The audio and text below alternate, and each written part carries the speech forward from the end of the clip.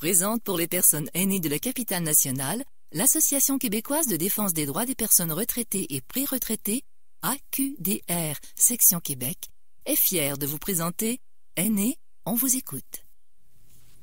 Bonjour et bienvenue, tout le personnel Aînés, on vous écoute. C'est avec un grand plaisir aujourd'hui que nous rencontrons Monsieur Jean-Claude Bernheim, qui est l'auteur de nombreux ouvrages en criminologie et a enseigné à cette discipline à l'Université d'Ottawa, à l'Université de Montréal et à l'Université Laval. Il a été chargé de cours à l'Université de Saint-Boniface. Il assume des renseignements importants sur les droits de la personne. Alors, il a rédigé plusieurs livres, environ 17, sur ce sujet, et il révèle des faits extraordinaires, inconnus du grand public. Bonjour, Monsieur Bernheim. Bonjour. Vous allez bien? Très bien, vous? Oui. Alors, c'est un grand plaisir. Nous parlons d'un sujet un peu spécial aujourd'hui. On va parler de criminologie. Et pour ce faire, comme je viens de le mentionner, vous l'avez enseigné dans différentes universités. J'aimerais que vous me fassiez un petit résumé là-dessus. Et puis, nous allons voir aussi où ça conduit, parce que vous avez écrit des livres, comme je viens de le mentionner. Et j'aimerais ça qu'éventuellement on fasse un petit tour d'horizon là, en tant que retraité, et aussi même lorsque vous étiez au travail, vous vous êtes intéressé à la criminologie. Alors écoutez, parlez-nous un petit peu de ce que vous avez fait, puis de ce que vous faites maintenant. Bon, d'abord, moi j'ai fait d'abord des études universitaires en biologie. Et puis j'ai enseigné la biologie au secondaire, ordinaire, entre guillemets, puis aux adultes. Et puis finalement, je me suis orienté vers la défense des droits des détenus. Et c'est dans ce contexte-là que j'ai entrepris des études en criminologie et que je me suis finalement penché sur différents aspects du système de justice pénale et criminelle. Au Québec seulement ou ça a débordé? Alors, ça a possiblement débordé. Quand j'ai fait mon mémoire de maîtrise sur le suicide en prison, j'ai fait une analyse comparative entre le Québec, le restant du Canada et puis plusieurs pays d'Europe et un peu des États-Unis. J'ai aussi, comme j'ai été secrétaire chargé des questions carcérales pour la Fédération internationale des droits de l'homme, c'est comme ça que ça s'appelle, en France. Je suis allé plusieurs fois en Europe, j'ai été dans plusieurs congrès des Nations Unies, ce qui m'a donné des perspectives, je dirais, internationales par rapport au fonctionnement du système de justice pénale et criminelle et par rapport à la question des peines de prison et des prisons. Alors, c'est un travail qui est exigeant, qui continue. Je sais que vous faites ça depuis de nombreuses années. Vous vous intéressez toujours à ce domaine-là pour avoir écrit plusieurs manuels. Et c'est pour le bénéfice, au fond, de la société. En fait, mon approche est de décortiquer le fonctionnement du système et de le mettre à disposition du public. Les livres que j'écris, c'est une façon de montrer comment le système fonctionne, mais en même temps aussi de montrer que le système de justice criminelle est un système éminemment politique. Pour pouvoir le démontrer, il est important de décortiquer un cas en particulier éventuellement et de montrer comment le système va agir ou interagir par rapport aux interventions qui peuvent être faites relativement à son fonctionnement. Si on prend l'exemple du livre que vous avez sous les yeux, c'est-à-dire Meurtrier sur mesure, c'est un cas réel de condamnation injustifiée de personnes qui ont été condamnées alors qu'elles étaient innocentes. Et j'ai, à partir de ce cas, dans un premier temps, décortiqué ce qui s'est passé sur le plan de l'enquête policière, ensuite ce qui s'est passé au cours du procès, et ensuite, selon les différentes étapes qui sont intervenues dans ce dossier, qui sont très nombreuses. Alors, ça permet au lecteur de voir que ce cas en particulier a eu des répercussions politiques. C'est-à-dire, la Commission des institutions du Québec, du gouvernement du Québec, a été saisie du dossier, mais on voit comment le politique, les ministres de la Justice d'époque, M. Ménard, Mme Goupil, ont mis le couvercle là-dessus pour que finalement, il n'ait pas à intervenir et à se prononcer sur le comportement des policiers, du procureur de la Couronne et des juges qui ont été concernés dans cette affaire. Oui, parce que dans cette affaire que vous faites allusion, il y avait deux jeunes garçons qui avaient été inculpés puis qui ont fait de la prison pendant quelques années. Qui ont fait 10 ans de pénitencier alors que tout le monde coupables. Dans le système savait qu'ils étaient innocents. Bon, ça, c'est terrible. Écoutez, alors, mais c'est drôlement intéressant de savoir que j'ai lu dans ce livre-là, c'est très détaillé. Tout était détaillé là à la minute près. Et puis, évidemment, la conclusion, on ne la connaît pas. On sait que les deux inculpés ont été... Mais ce que je veux surtout qu'on parle, c'est que c'est cette passion là pour la criminologie, pour ces cas-là, parce qu'il y en a eu plusieurs.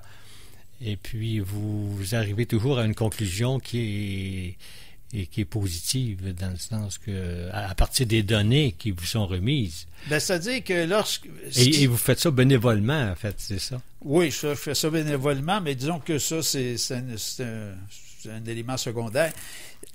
Ce qui se passe, c'est que des personnes m'abordent d'une manière ou d'une autre et me font part du fait que eux ou un membre de leur famille est victime d'une injustice. Alors, ce que je fais, c'est que je leur demande de me fournir la documentation par rapport au dossier. Pour moi, ce qui est vraiment nécessaire pour pouvoir aborder un cas en particulier, c'est d'avoir la trame du début à la fin de ce qui s'est passé. Et pour ça, il faut que la documentation soit accessible. Et souvent, c'est là qu'est le problème, c'est que la documentation n'est pas toujours gardée. Il y a aussi beaucoup de documents qui sont plus ou moins formels, qui sont très, très pertinents, que les gens peuvent considérer comme secondaires, mais qui, dans les faits, dans la trame du développement du dossier, deviennent très importants parce qu'ils nous permettent de comprendre pourquoi on a été dans une direction plutôt qu'une autre. Et il faut comprendre que les décisions qui sont prises, soit par des policiers, des procureurs de la Couronne ou d'autres acteurs du système, sont fondées sur ce qui leur est disponible. Et ce qui est disponible, c'est pas toujours l'entièreté des choses. Parce qu'il y a des choix qui sont faits. Si on prend un exemple concret, il y a un crime qui est commis, un meurtre par exemple, il y a des preuves éventuellement disponibles. La police peut décider que ces preuves-là soient expertisées ou pas. Si la police décide de ne pas faire expertiser certaines choses, c'est parce qu'on peut penser que l'expertise mènerait à une conclusion qui pourrait, disculper les accusés ou les suspects. Alors, il y a des choix qui sont faits comme ça. Et c'est là qu'il est important d'avoir toute la documentation pour comprendre quels ont été les choix effectués et pourquoi on a effectué tel choix plutôt que tel autre. Ah bon. Donc, c'est une décision qui est prise par les acteurs dans ces actes-là. C'est-à-dire que les policiers, puis c'est ça, ils peuvent soit mettre en évidence certains commentaires, certaines entrevues, ou simplement l'utiliser à bon escient pour... en fait, c'est un petit peu nébuleux. Ça veut dire que c'est parce qu'il faut entrer dans un dossier, puis il faut en même temps aussi connaître comment fonctionne le système. Alors, comme je disais, les décisions sont prises par les policiers. Dans un des dossiers que j'ai décortiqué, bien, il y a un témoin qui alléguait un certain nombre d'informations. On n'entrera pas dans les détails parce que ce serait beaucoup trop long, mais il téléphone à la police pour faire part d'un certain nombre d'informations. Alors, les policiers ont choisi de ne pas prendre de déclaration de ce que disait cette personne. Ce qui fait que lorsqu'il y a eu le procès, la défense a fait entendre le témoin en question, mais comme il n'y avait pas eu de déclaration prise par les policiers au moment des événements ou peu après les événements, eh bien là, on est rentré dans toute la perspective de la mémoire peut varier dans le temps. Les faits qu'on peut rapporter 3-4 ans plus tard, bien, on peut peut-être les distordre un peu parce que notre mémoire n'est plus aussi, disons, présente et fraîche qu'au départ. Alors, s'il y avait eu une déclaration de prise... Avec des notes. C'est ça, une déclaration, c'est un document écrit oui. Dans lequel un témoin donne sa version des faits avec des détails.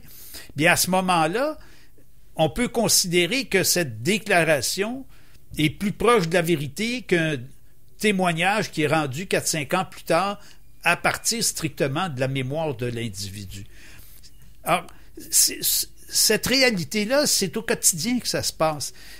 Toutes les personnes qui passent dans le système, pour une raison ou pour une autre, sont comme ça confrontées au fait que des acteurs décident de faire ou de ne pas faire certaines choses qui auront des impacts plus tard et qui peuvent éventuellement mener à la condamnation d'une personne innocente. Pas pour dire que tout le monde est innocent, mais parmi les gens condamnés, on sait qu'il y en a une proportion qu'on peut établir plus ou moins entre 5 et 10%. Alors, ça fait quand même beaucoup de monde quand on sait qu'il y a des dizaines de milliers de personnes au Canada qui sont traduites devant les tribunaux. Alors, si on sait que parmi celles-ci, il y en a 5 à 10% qui sont condamnées alors qu'elles sont innocentes, c'est plus important que éventuellement ce qui apparaît dans les médias à l'occasion, un cas ou un autre. Alors, ce sont des recherches qui sont quand même assez fastidieuses, même si c'est à partir de notes qui sont transmises. Et pour en arriver à cette conclusion que certaines personnes mériteraient de ne pas être accusées, au fond. Bien, en fait, ma conclusion, c'est en dehors des cas individuels. Ma conclusion, c'est que si on regarde ce qui concerne le système de justice pénale et criminelle, il n'y a jamais eu de remise en question au Canada du fonctionnement du système et des objectifs qu'on prétend atteindre. On va éventuellement décortiquer des éléments précis, comme par exemple maintenant le premier ministre du Canada vient d'annoncer qu'il va adopter une loi très sévère pour l'obtention de cautionnement de personnes qui seraient éventuellement récidivistes ou qui auraient commis des crimes graves. Mais quand on regarde la réalité aujourd'hui, au moment où on se parle, dans les prisons du Québec, 70% de la population carcérale, ce sont des personnes qui attendent leur procès, qui n'ont pas eu de cautionnement. Et on peut constater que les juges prennent des décisions à partir des informations qui sont disponibles, c'est-à-dire les informations que le procureur de la Couronne va mettre devant lui pour justifier un refus de cautionnement. Alors, le discours du premier ministre, c'est le discours qu'on entend traditionnellement de la part des politiciens. C'est toujours plus de sévérité, mais effectivement, le système est de plus en plus sévère parce que la criminalité baisse. Au moment où on se parle aujourd'hui, la criminalité est en baisse? Est plus basse, beaucoup plus basse qu'elle ne l'était au début des années 90. Et c'est dû à quoi, d'après vous? Alors, le phénomène du crime, c'est quelque chose qui est complexe. Dans le sens que il y a des individus qui sont concernés, mais il y a aussi des circonstances. Alors, si on regarde qui est concerné, parce que quand vous allez dans les prisons, tout le monde sait qu'il n'y a pas beaucoup de médecins. Il y en a peut-être un. Il n'y a pas beaucoup d'avocats. Il n'y a pas beaucoup d'architectes. Il n'y a pas beaucoup d'ingénieurs. Eh bien, on peut constater que tous les professionnels en général, ils ne sont jamais en prison. Par contre, les gens qui constituent la population carcérale, c'est des gens en général peu instruits, qui ont des réseaux sociaux plus ou moins bons. Mais on peut l'expliquer par le fait que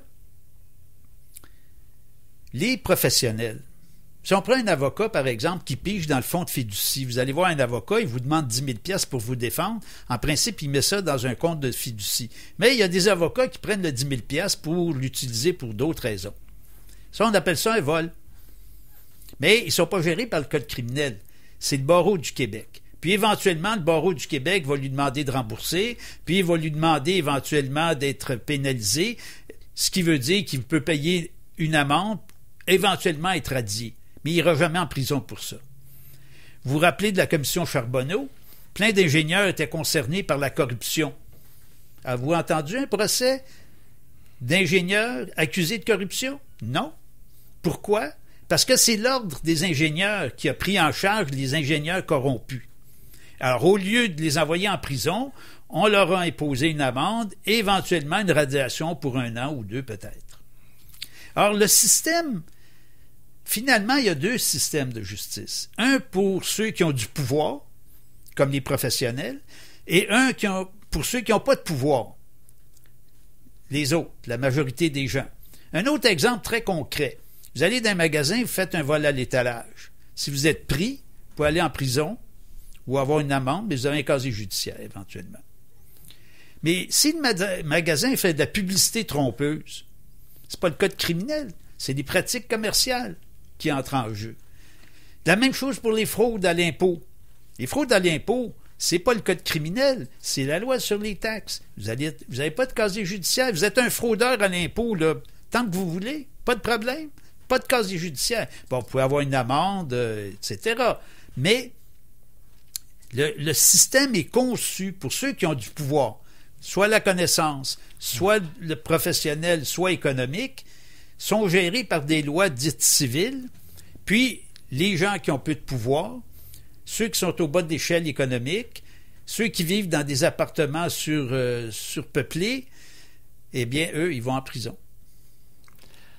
Et c'est ça que j'essaie de démontrer à partir de mes écrits. C'est la façon dont fonctionne le système, et quand le système commet des erreurs, bien, tout l'appareil protège les différents acteurs, y compris les ministres de la justice et de la sécurité publique, et y compris les partis d'opposition.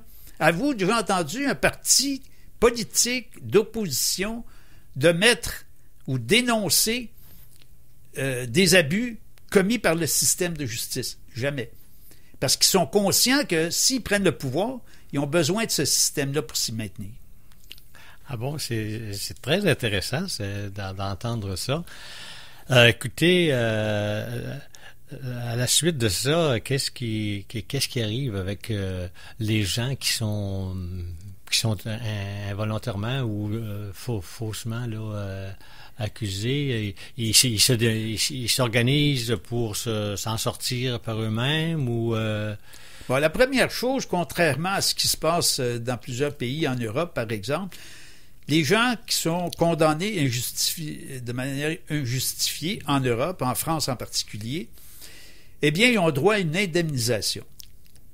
Parce que le système a commis une bavure. Ça ne veut pas dire que la bavure est faite de manière volontaire. Voilà, mais les éléments qui se sont enchaînés ont fait que ça... C'est ça.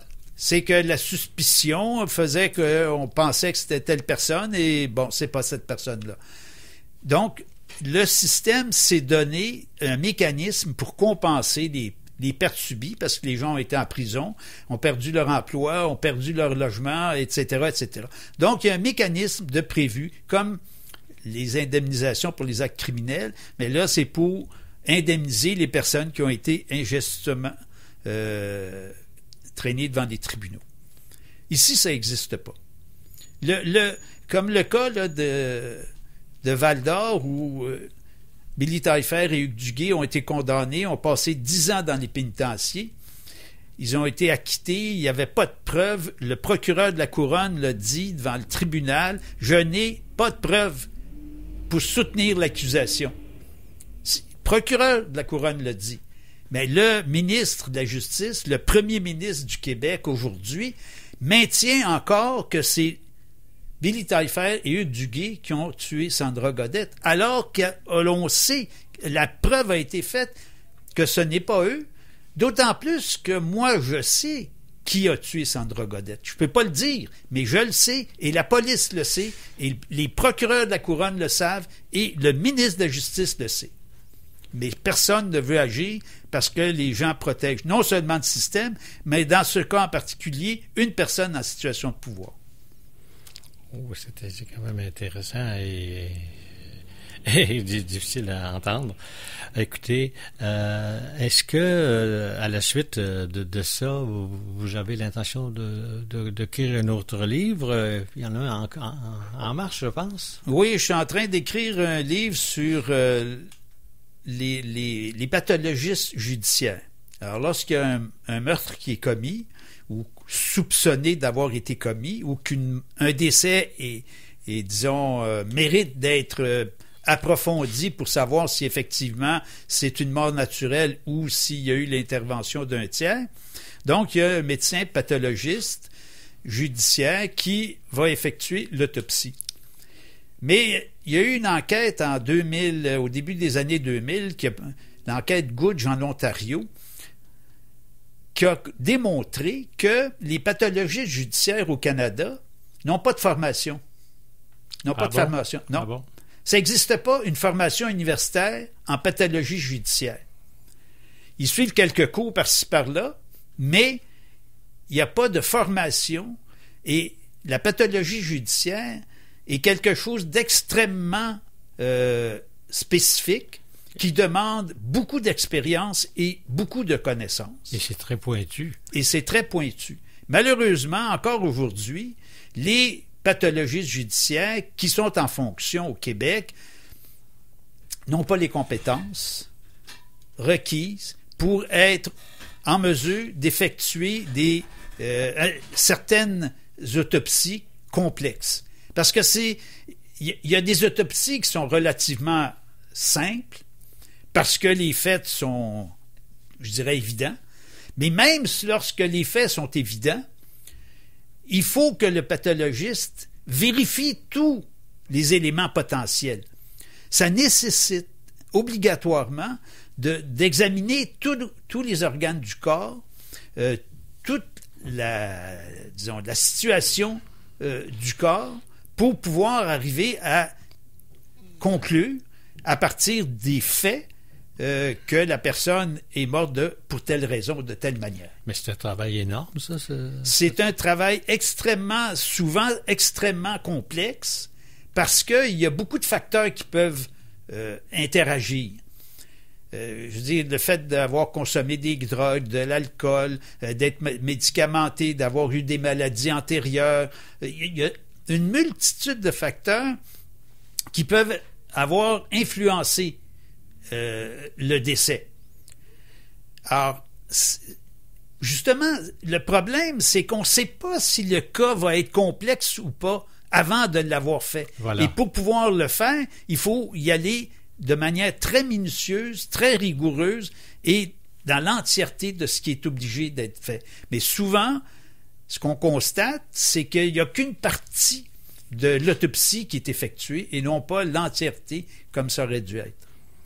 Donc, c'est très délicat, c'est très difficile et ça demande aussi beaucoup de temps.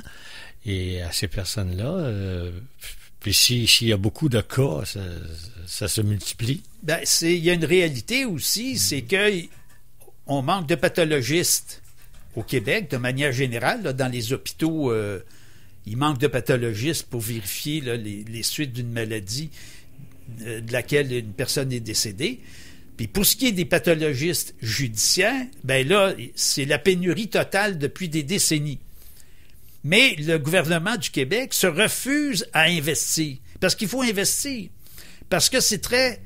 D'abord, ça prend des gens compétents, donc il faut bien les payer. Ensuite de ça, ça prend un matériel. À point. Alors encore aujourd'hui, très récemment, il y a une pathologiste judiciaire qui disait que la table d'autopsie qu'il avait entre les mains datait des années 70. Puis qu'il y avait une table qui n'était même pas capable de supporter le poids de la personne qui était décédée. Ah bon? Oui, c'est ça la réalité. C'est que le matériel dont disposent éventuellement les pathologistes est carencé, n'est pas à jour, et ça qui fait que si tout n'est pas vraiment au maximum des possibilités, ça veut dire que des expertises, des analyses peuvent pas être faites. Et en plus de ça, si les pathologistes n'ont pas toute la compétence nécessaire, eh bien, on peut penser que ça peut donner lieu à ce qu'un certain nombre de personnes victimes d'un homicide passent sous le radar, ou ça peut faire en sorte que des gens qui sont accusés vont être condamnés alors qu'ils sont innocents. C'est drôlement intéressant, mon cher monsieur, d'entendre tous c'est ce que on n'entend pas régulièrement et souvent. Donc, c'est un domaine très, très spécialisé qui a beaucoup d'énigmes dans tout ça. Et puis, je pense que nous avons beaucoup apprécié. Quelle est la suite des choses dans votre... à part le livre que vous avez, là, en tant que retraité, là, vous amusez à faire différentes recherches? Ben là, en fait, je prends un dossier après l'autre, puis je le mène... mais toutes ces recherches-là demandent beaucoup de temps. Énormément de lecture, ça s'échelonne sur quelques années, ce qui fait que j'ai un fer au feu à la fois. Bon. Bien, merci beaucoup pour cette belle présentation. Je crois que nous sommes contents d'en avoir appris un peu plus. Alors, chers auditeurs, aînés, on vous écoute. Je vous invite à communiquer avec 88 524 0437 à Québec, la QDR Québec, pour toute information que vous désirez recevoir ou que vous désirez offrir. Et voilà. Alors, je vous souhaite une très bonne journée. Ici Pierre Lavallière et merci M. Bernheim de ce compte rendu. L'Association québécoise de défense des droits des personnes retraitées et pré-retraitées, AQDR, section Québec, est fière de vous avoir présenté Aînés, on vous écoute. Pour connaître tous les services offerts, visitez le aqdr-québec.org ou encore téléphonez au 418-524-0437, poste 0.